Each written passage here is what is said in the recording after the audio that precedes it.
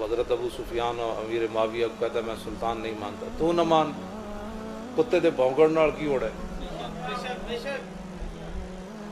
تو بکواس کرنا صحابہ دے بارے, رشوت خور حرام خورا, تو صحابہ دے بارے بھونکنا. تینوں پتہ ہے, جاندا ہے بھئی جڑا امیر معاویہ دے بارے گل کرے حاویہ دوزخ دا کتا ہے. اور ساڑھے بزرگاں نے لکھیا, حضرت امام ربانی مجدد الفسانی نے لکھیا, آپ نے فرمایا ویسے کرنی تابعین میں سے سب سے افضل ہے. آپ نے فرمایا کہ ویسے کرنی خیر التابعین ہونے کے باوجود واشی بن حرب کے پہلے مقام کو چھو بھی نہیں سکے. یہ علماء بیان کریں, واشی بن حرب وہ صحابی ہیں جنہوں نے امیر حمزہ کو شہید کیا. قاتل کبھی بھی نہیں کہنا, قاتل کیوں کہنا ہے آپ؟ تو شہید, امیر حمزہ کو انہوں نے شہید کیا, رسول اللہ نے معاف کر دیا, اور کون ہوتا ہے؟ بات ختم ہے. امیر حمزہ کو انہوں نے شہید کیا, فتح مکہ والے دن وہ دوڑ گئے, تو کسی نے کہا کہ چھپتے چھپاتے, انہوں نے کہا حضور کے پاس چلا گیا, حضور نے معاف کر دینا ہے. چھپ چھپا کے پھر حضور کے سامنے آ گئے, فرمایا آپ نے میرے چچا کو شہید کیا؟ کہا جی میں نے. فرمایا تو نے میرے چچا کا جگر کلیجہ نکالا؟ کہا جی میں نے نکالا.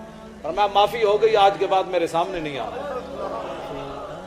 یہ وہ صحابی ہیں حضرت واشی بن حرب جنہوں نے صرف ایک بار چہرہ مصطفیٰ دیکھا ہے, اور حضرت ویسے کرنی خیر التابعین ہونے کے باوجود امام ربانی مجدد الفسانی فرماتے ہیں واشی بن حرب کے پہلے مقام کو چھو بھی نہیں سکے.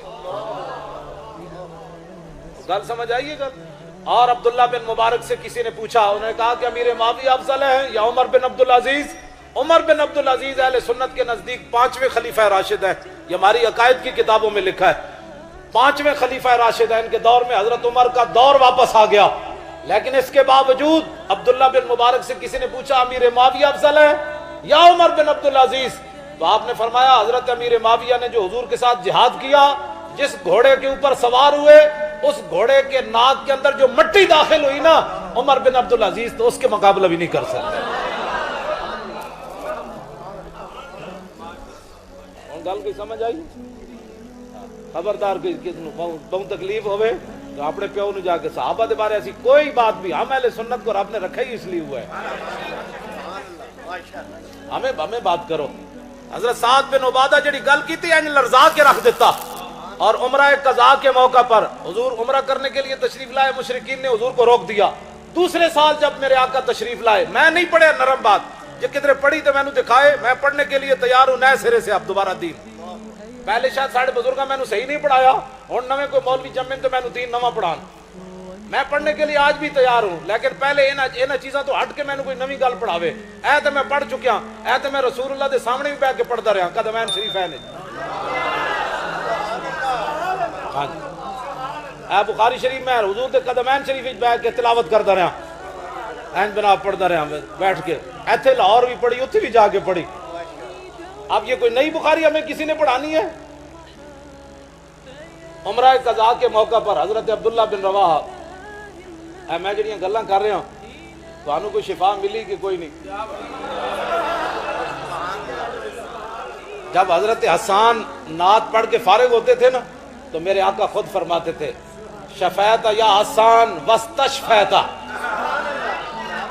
فرمایا حسان تو نے میری تعریف کر کے خود بھی شفا پائی, اور جت غلاموں نے سنا انہوں نے بھی شفا پائی.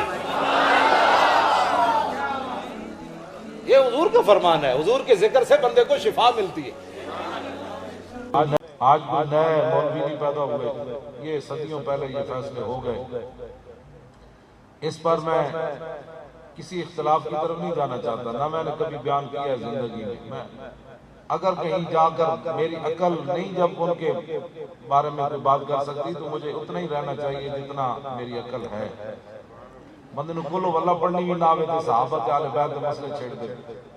حضرت امیر معاویہ اور حضرت امام حسن کی صلح ہو, بات ختم ہو. اور بعض لوگوں نے اس وقت بھی امام حسن کے خلاف بات کی.